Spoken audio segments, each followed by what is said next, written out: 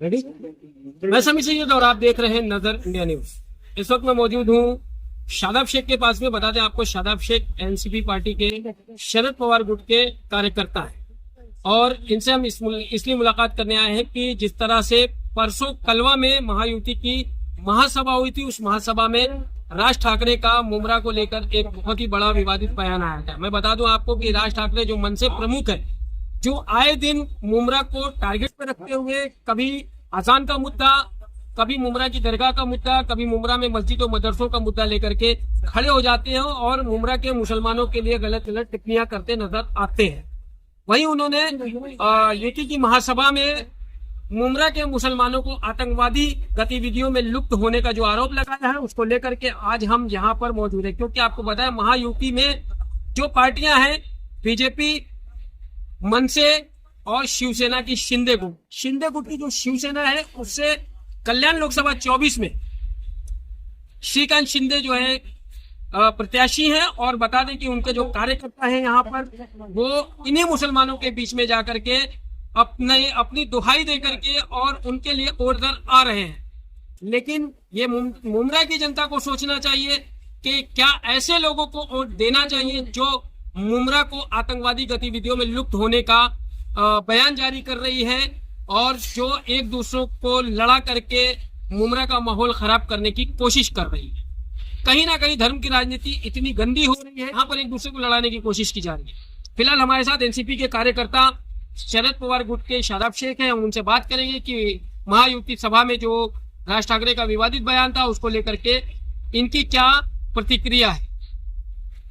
शादाब भाई, जिस तरह से परसों कलवा में महायुति की महासभा रखी गई थी, उसमें बीजेपी पार्टी, मनसे पार्टी और शिवसेना शिंदे गुट के लोग मौजूद थे, कार्यकर्ता मौजूद थे, यहाँ तक कि जो प्रत्याशी है श्रीकांत शिंदे, वो भी वहां पे मौजूद थे। और उस महासभा में राज ठाकरे जी जो मनसे प्रमुख हैं, उनका एक विवादित बयान जो बहुत ही वायरल हो रहा है कि मुमरा इतने सन से लेकर के इतने सन तक मुमरा के अंदर से ऐसे ऐसे आतंकवादी अरेस्ट किए गए, यहाँ तक कि उन्होंने इशरत जहां का भी नाम लिया। क्या कहेंगे उनके इस विवादित बयान पे? किस तरह की प्रतिक्रिया आप रखते हैं उनके लिए? पत्रकार महोदय, आपने बहुत ही अच्छा प्रश्न पूछा। देखिए, राज ठाकरे एक सुपारीबाज है। बीजेपी ने सुपारी दे दी, शिंदे को नहीं जिताने का है। फिर क्या लगता है आपको कि राज ठाकरे जो है वो दोनों पार्टियों के उम्मीदवार को जिताना नहीं चाहते हैं? दोनों पार्टियों का सवाल ही नहीं है ना भाई। इंडिया गठबंधन से इसके बढ़ते जनाधार को देखते हुए 4 चरण का जो इलेक्शन हुआ है, उसको देखते हुए बीजेपी पूरी तरह से पागल हो गई है, पूरी तरीके से पागल हो गई है। और ये सुपारी जो दिया गया है ना, बीजेपी ने सुपारी दी है एकनाथ शिंदे साहब के बेटे को हराने के लिए। लेकिन शादाब भाई, बीजेपी ने, चलिए मानता हूं कि आज सुपारी दी है श्रीकांत शिंदे को हराने के लिए। इससे पहले भी राज ठाकरे के जो बयान आए हैं मुमरा को लेकर के, वो काफी विवादित रहे हैं। जैसे मुमरा में दरगाह को ले लीजिए, मुमरा के अंदर जो मदरसे चलते हैं उसको ले लीजिए। इसके ऊपर आप क्या कहेंगे? क्योंकि आए दिन उनके किसी न किसी बयान को ऐसा करार दिया जाता है कि जैसे अजान हो रही है, उसके लाउड स्पीकर को बंद करने को लेकर के उनके विवादित बयान। मुमरा में मदरसे चल रहे हैं, बच्चे पढ़ रहे हैं, तो उनका ये कहना कि मदरसे में पढ़ने वाले बच्चे आतंकवादी होते हैं। तो आज उनका इस तरह का बयान आया है। पिछले कई दिनों से, कई महीनों, कई सालों से उनके ऐसे बयान चलते आ रहे हैं। और अब जो उनके बयान आए हैं मुमरा के अंदर जो आतंकवादी गतिविधियां पल रही हैं, उसको लेकर के, तो शिंदे गुट के लोगों को आप क्या कहेंगे? जो मुमरा की जो जनता है, जो श्रीकांत शिंदे के सपोर्ट में खड़ी है, राजन दादा के सपोर्ट में खड़ी है, और वहीं यहीं के मुसलमान जाकर के वहां महासभा में तालियां बजा रहे हैं, तो ऐसे मुसलमानों को किस तरह से आप वो करेंगे, संबोधित करेंगे? कुछ हमारे मुसलमान भाई गए जनसभा में, उनको गुमराह करके ले गए, खुशी से नहीं गए। आप इशारों में समझ जाइए कि वो खुशी से नहीं गए, गुमराही में चले गए। और आपने बोला कि मंदिर, मस्जिद, मुद्दा जो है ये हमेशा उठाते रहते हैं। एकनाथ शिंदे साहब नहीं उठाए, दरगाह का मुद्दा नहीं उठाए, मलंगगढ़ का मुद्दा नहीं उठाए। आज क्या बोल रहे हैं? आज मुसलमानों के पास आ रहे हैं, हमको भीख दे दो, हमको जिता दो। एक तो मुमरा आतंकवादी है, राज ठाकरे साहब ने बोला कि मुमरा के लोग आतंकवादी है। तो जब आतंकवादी है तो आप किस बेस पर जा रहे हैं उनसे मदद मांगने के लिए, वोट मांगने के लिए? किस बेस पर जा रहे हैं? आतंकवादी का आपको वोट चाहिए क्या? इसका मतलब आतंकवादी को आप सपोर्ट कर रहे हैं, यही हुआ ना। सर रही बात पत्रकार महोदय, रही बात अराजकता फैलाना उनका कर्तव्य है। यहाँ पर मुंब्रा एक महान शहर है, यहाँ पर भाईचारगी का पूरा एक मिसाल है।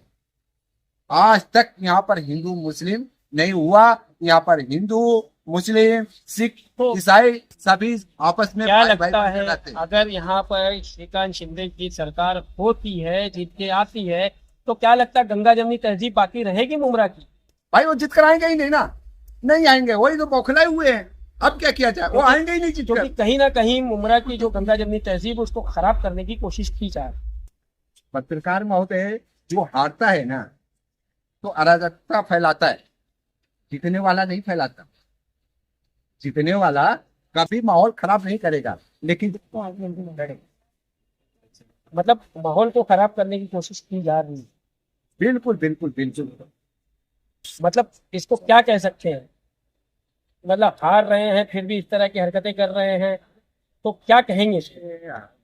कहावत है ना, सियानी बिल्ली खंबा नोचे, वही हार इनकी है। वो हार रहे हैं, हारने के अलावा इनके हाथ में कुछ नहीं रहा।